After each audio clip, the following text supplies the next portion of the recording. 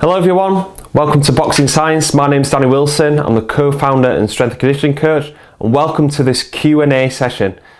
Today we're going to be going through some of your training questions. I think it's like hello everybody, welcome to Boxing Science. My name's Danny Wilson. I'm the co-founder and strength and conditioning coach, and welcome to a Q&A session. So this is a perfect opportunity for me to start answering some of your training questions, whether that's specific to this situation at the moment with coronavirus and the lockdown, or if you're just wanting to know more about training when you're going back into the gym. If you like this kind of format, please hit the like button, please share it with your friends, and please subscribe to the channel, because if you like it, I'll do more of these kind of Q&A sessions. So today we're going to be talking through a whole range of subjects, everything from like nutrition to strength training to physiology as well. I think it's a perfect kind of way to cover as many bases as possible. So if you've got any like kind of specific training questions, please fire them in the comment box below and you'll feature on the next episode. So we're going to start off with a question around speed and power training without dumbbells. So I think if you've got no equipment, I think that you should be kind of working more towards kind of speed, power and explosiveness during lockdown. It's a perfect opportunity for you to start working on plyometrics, working on a combination of long ground contact times such as like counter movement jumps and squat jumps, and doing your short ground contact times too, such as like pogos and everything like that. I think it's also a great time to work on your footwork and your coordination. I put a few videos on my Instagram channel, so make sure you go and check that out. A few different moves, more complex, they're fast and dynamic. It's a great opportunity for you to practice these kind of things at home.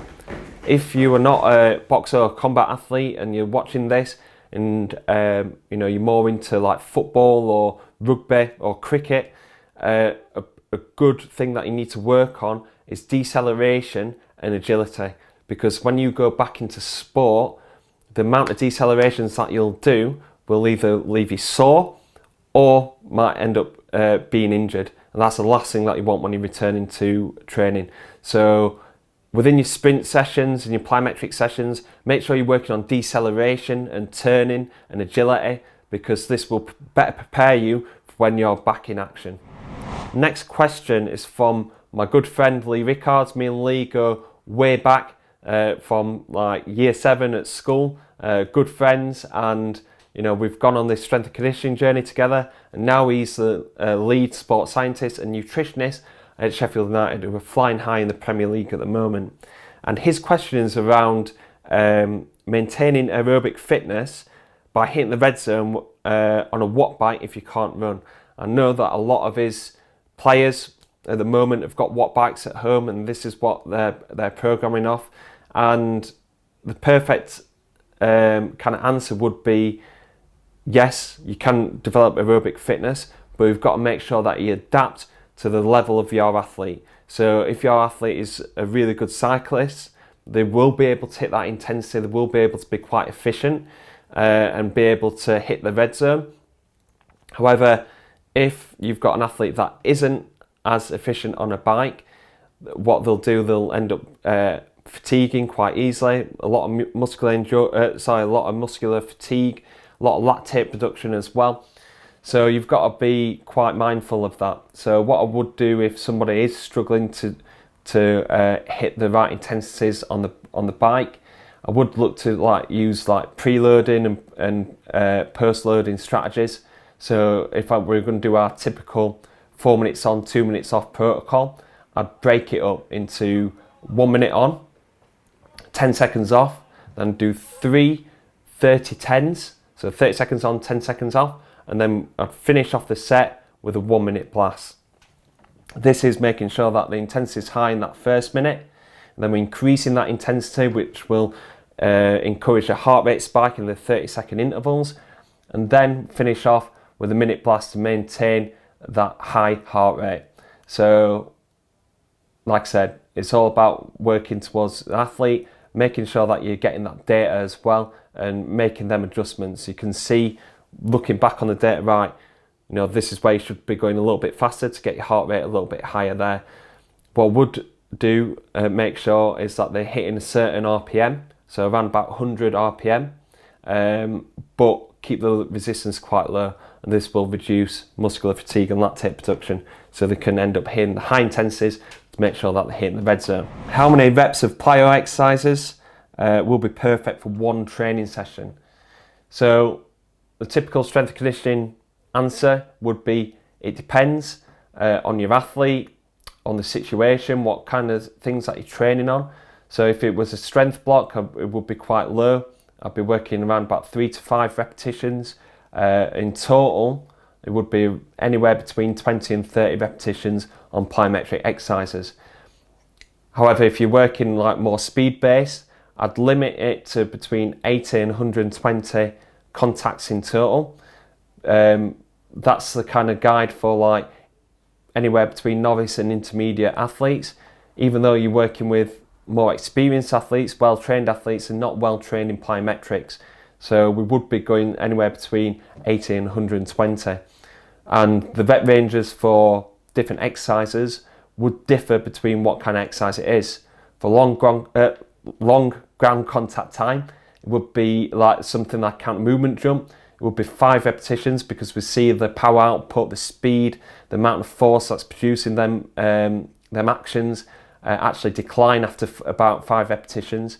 However, it's maintained a lot longer on short ground contact times, such as like pogos and bounds and everything like that. So you'd go for a little bit more repetitions on that. So you'd go around about 10 or 12 repetitions. A good exercise for hamstrings at home.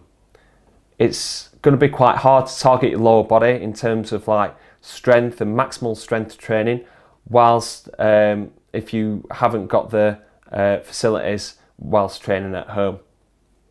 However, you can really target your hamstrings with Nordic Falls, and this is something that a lot of athletes aren't that good at. Doing some sort of like Nordic exercise, whether that's you're doing the eccentric or you're doing the full movement, is a perfect chance to try and master this.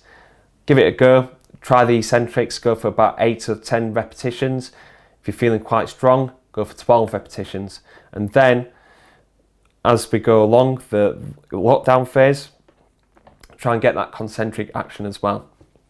Let's make sure when you do the concentric action, make sure you keep your hips engaged, keep them glutes switched on. Question from Josh, who's based in Australia, so I hope you're all doing well down there. What's your standard upper body warm-up? In terms of like upper body warm-up, I would just do like the generic kind of boxing science warm-up mobility.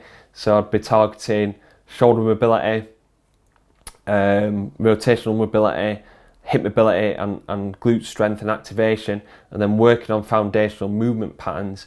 The exercises that I'll probably do for if I were going to go into heavy pressing session, I'd be trying to stabilize the shoulder joints. I'd be doing like a lot of band work, whether it's band pull aparts, shoulder rolls, going up to a wall and doing some kind of external rotations, doing lateral plank walks as well. So being in a press up position, walking to the side with the bands around your arms. Plank row is a good one, very standard.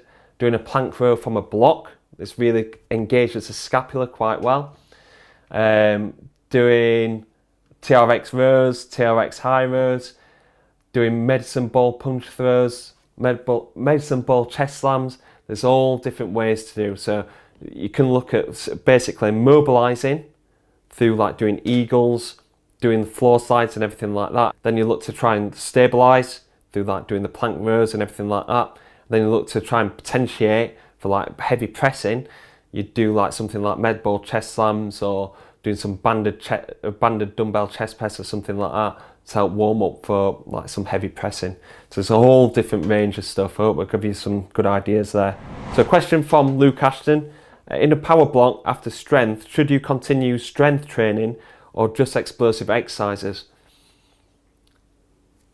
Another cop out, it depends, but I would be looking at like what kind of athlete that you're working with, how far from competition they are, what kind of competition it is, what is the long-term vision as well.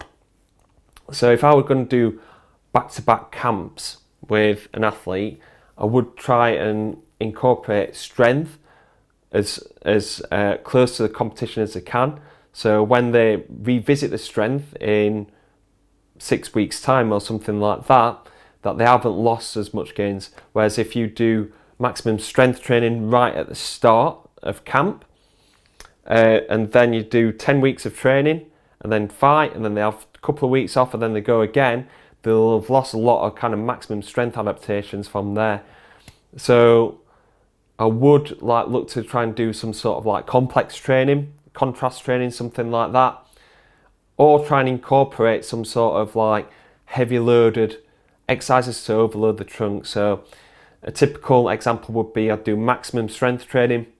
Then if I were going to go straight into strength speed block, in my core training, I would do some sort of kind of heavy loaded farmer walks, farmer holds, something like that, something to overload the trunk, some sort of kind of isometrics, whether that's through iso mid-thigh pull or doing some sort of kind of hip extensions, some hip thrust extensions to maintain maximum strength as close to the fight as possible. Like I say, if you're working in a long training camp, let's say 10 weeks, and the fight, you do a 4-week block and the fight is still 6 weeks away, you're going to lose some sort of strength adaptation. So it is important to keep it in there without kind of mixing up the adaptations too much. Okay, so next question. How would you train with a broken arm or leg? I didn't know whether this was serious at first, so I do apologise if you do have a broken arm or leg. But the reason why I've kept this question in is because when an athlete has got an injury, especially a boxer, there's no substitute bench. We might have to get through the camp no matter whether they've got an injury or not, and they might have to continue to try and train and go towards the fight. If they've got a niggle in their elbow, they've got an injury in their foot, they might want to carry on training and carry on competing as well. So strength and conditioning's job there is trying to get the most training adaptation as possible. So they've got to adapt the program around that. So many times I've had to work around different injuries to try and get an athlete as strong, as fit and as fast as possible, so when they enter the ring on fight night, they're in the best shape possible. Probably nearly every camp I've had to work around something. So it's just, how long's a piece of string? You've just got to try and work around it and try and work as best as you can. A good example would be when I had Callum Bearder, he had an injury in his foot. We were missing out on his maximal strength training, so we worked on Nordics. So a good example of using Nordics in a training situation. So he's getting more activation through his hamstrings and his glutes. He weren't feeling that kind of injury through his heel of his foot, so we were doing hip thrusts with his toes up, so he weren't putting direct force through his foot.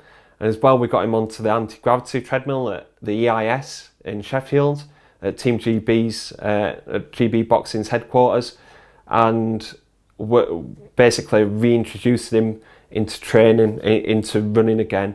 So when his foot was better, he was better adapted to running, and it weren't just going to be a high spiking kind of training load. So even though we probably only got about 3 weeks of running during camp, we was better prepared for that using the anti-gravity treadmill. So I hope that's answered your question. It's all about adapting to the scenario. Okay, good question here. Why don't your boxers shadow box with dumbbells? Is it harmful? Myself, I don't put shadow boxing with dumbbells into my program as a strength and conditioning coach, because it's not there, in my opinion, to develop strength and speed and power. It's there for more kind of timing and technique to slow everything down, rather than just throwing fast shots When you've got dumbbells in your hands, you're really thinking about getting to that end range, thinking about keeping that hand towards your chin, and then when you throw left up, making sure that your arms up at parallel, rather than when you throw it fast, you might throw it a little bit lower because you're just thinking about getting that intensity, getting that speed into your shots. So with dumbbells, I think personally, when I do it, I think it's like as in me training. I'm not a competitive boxer, but I do train quite regular. When I use dumbbells, I like it because it's slowing everything down. I'm really thinking about my technique. But in terms of the strength conditioning coach, I don't use it because it's not there to develop strength, speed and power. I use med ball punches, I use landmine punches. If I were going to do anything really specific, I'd use banded shadow box to utilise kind of like the muscles in the hips, work on lateral movement and everything like that. I'll leave the handwork down to the boxers. Okay, good question from Frankie. How much should a boxer be running right now? I think that they should vary the training quite a lot, because how long will their training camp be when everything goes back to normal? Because even though it's a good opportunity to get fit, to really stimulate them adaptations, you've also got to think about the total toll on the body. I think that a boxer should be working minimum 2 sessions a week, doing high intensity interval training, maybe push to 3 times a week, but maybe doing the minimum amount of reps that they can. So for example, if they're doing 4 minutes on, 2 minutes off, just work to kind of 4 repetitions. And the reason why I say this, and the reason why I mentioned about going back into competition, is because when the fight dates get confirmed, they still have another 6 to 8 weeks worth of training. Maybe they might need that a little bit longer in the gym because they aren't being able to spar, they aren't being able to do the bag work, they aren't being able to do the pad work with the coaches.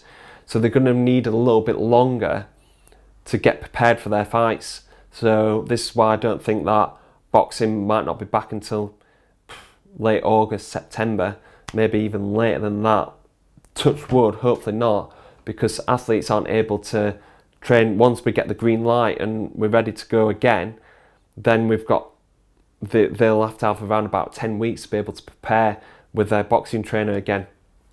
And if they've been doing solid training camp of running for 10, 12 weeks, and then they go back into their training with their coach, you're looking at like a 20-week training camp, and not many athletes will be able to withstand that kind of amount of accumulative training load. So I'd recommend them to stay fit, to stay healthy, to work on different things away from the gym, but at the same time be mindful of this might be a long training camp for you.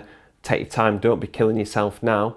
Do the minimum amount for adaptation, the minimum amount to keep your body working, to make sure that you're fit and firing, ready to go back into the gym, hopefully sooner rather than later. Best strength exercises for explosive and stable footwork. Thank you, great content. No worries, I'll try and keep it up, Petro. There's a lot really. I think a lot can transfer into better footwork. Anything from like kind of squats and hip thrusts and deadlifts. If you strengthen up at the hips, the more stable that you're going to be around your hips, more powerful. You'll be able to move going sideways, going forwards and backwards. The more force that you're going to be generating through your hips into your punches. So that, you don't really need to go too specific with it. I would be looking to do like some sort of kind of lateral movement. I think boxers really struggle with like kind of glute med activation and then lateral shifts in momentum. So doing like lateral lunges, doing some banded side walks, doing some banded shadow box. We do the lateral shuffles with the medicine ball and throw, ice skaters. These are things that when I've introduced them to athletes just starting the program, something that they really struggle with. So being able to be stable and being able to control yourself through lateral movement, and then to be able to be powerful and then control yourself in lateral movement, something that you definitely need to work on.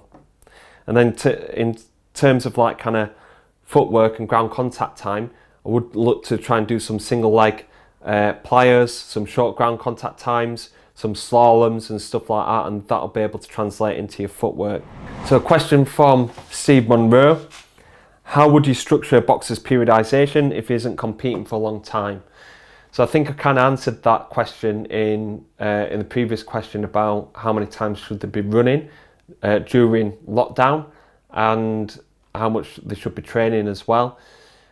But if an athlete isn't competing for a long time, let's say if they've got a hand injury and they're going to be out for 6 months, I'll be trying to work on like maximum strength as much as possible, because during a training camp they haven't got much time to work on maximum strength. They've got around about 3 to 4 weeks maximum in terms of boxing science programming, and they always do this probably in a negative energy balance on low carbs because they're making weight.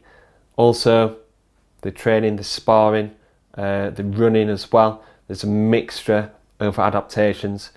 I think if an athlete isn't competing for a long time, so let's say if you're an athlete listening to this, you've got access to gym and access to heavy weights, I'll be looking to try and get as strong as possible, because this is a perfect opportunity to have a longer kind of training block on maximum strength training.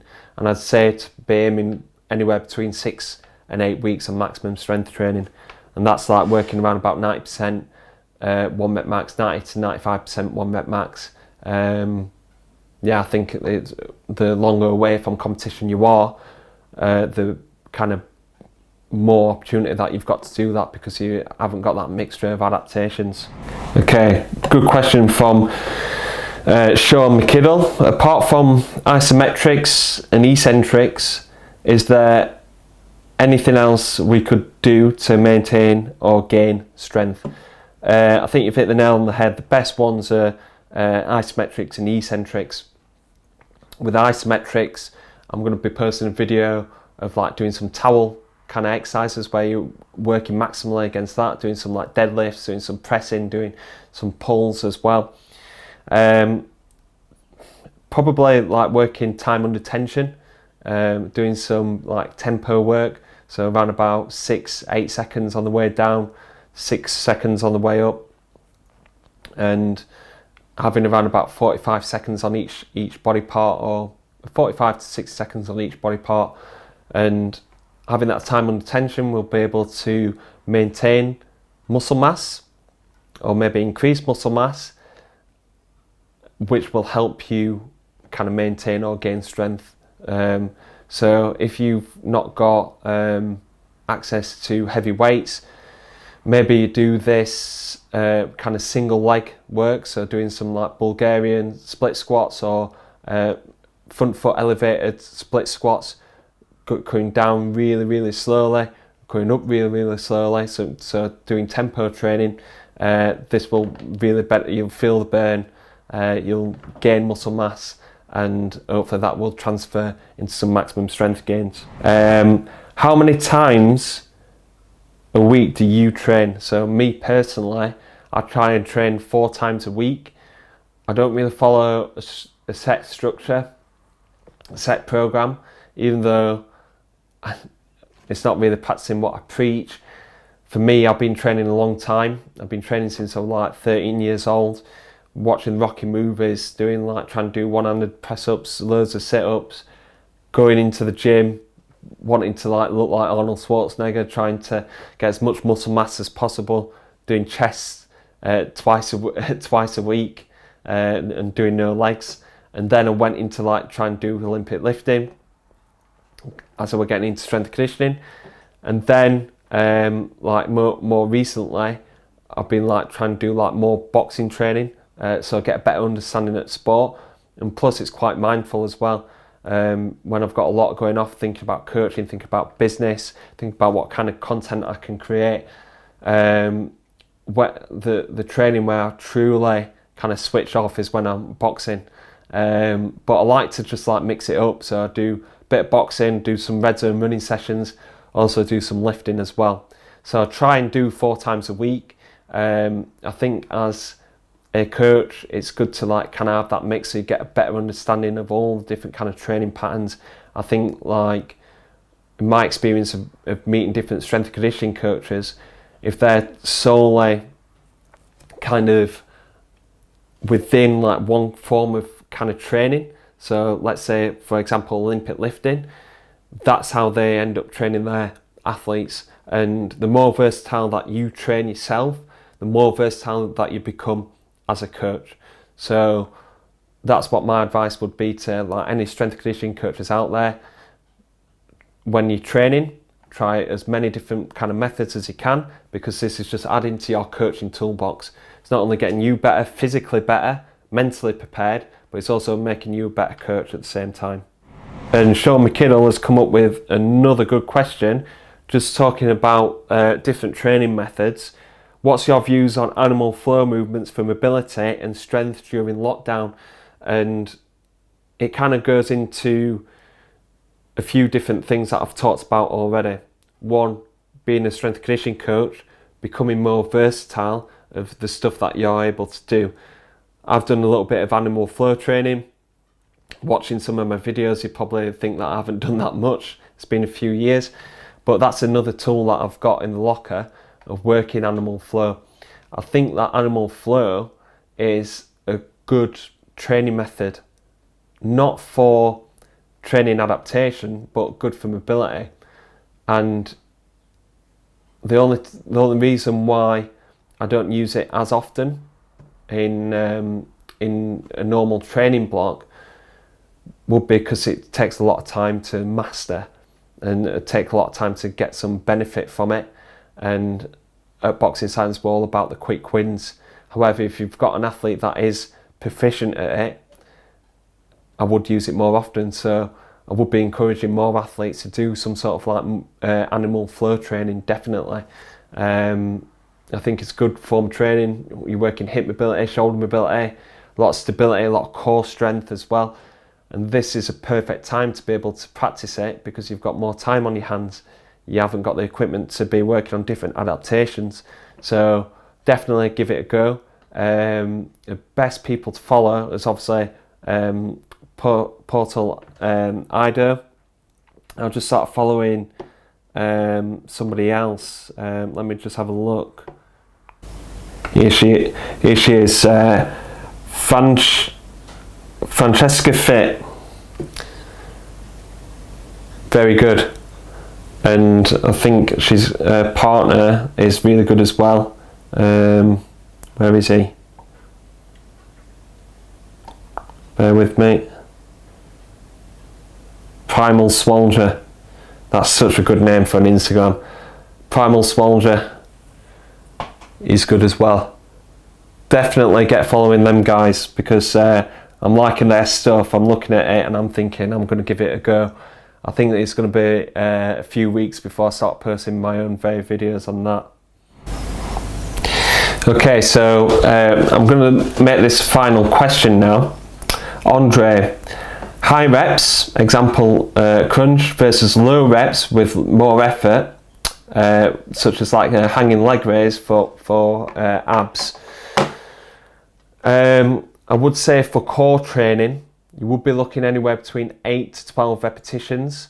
I'd be going more towards kind of more functional exercises, like say that are more difficult, such as like hanging leg raise and stuff like that. Doing barbell rollouts, TRX rollouts, pull off press, we'll be looking towards that. But I would do it as a circuit, so you're increasing that time under tension for your core. So your core needs 1, load, 2, complexity and stability, and 3, it needs that kind of time under tension. So if you're going to 8 to 12 repetitions, which is relatively short for core exercise, I would do it as part of a circuit, so increasing that time under tension. And then I would do longer duration efforts on more stability exercises, such as like plank, side planks, core iso holds, formal walks, you'd be looking anywhere between 30 and 60 seconds on that. Okay guys, so that's the end of the Q&A. I'm sorry if I haven't answered your question. I'm trying to get it through the questions as quickly as possible, but giving you a detailed answer at the same time. If I've missed your question, please fire it me over again. I'll make sure that it's in the next episode. And like I said, if you like this kind of format, let me know in the comments, like button, share button, and make sure you subscribe to Boxing Science. Okay guys, stay fit, healthy and well, and I'll see you on the next episode.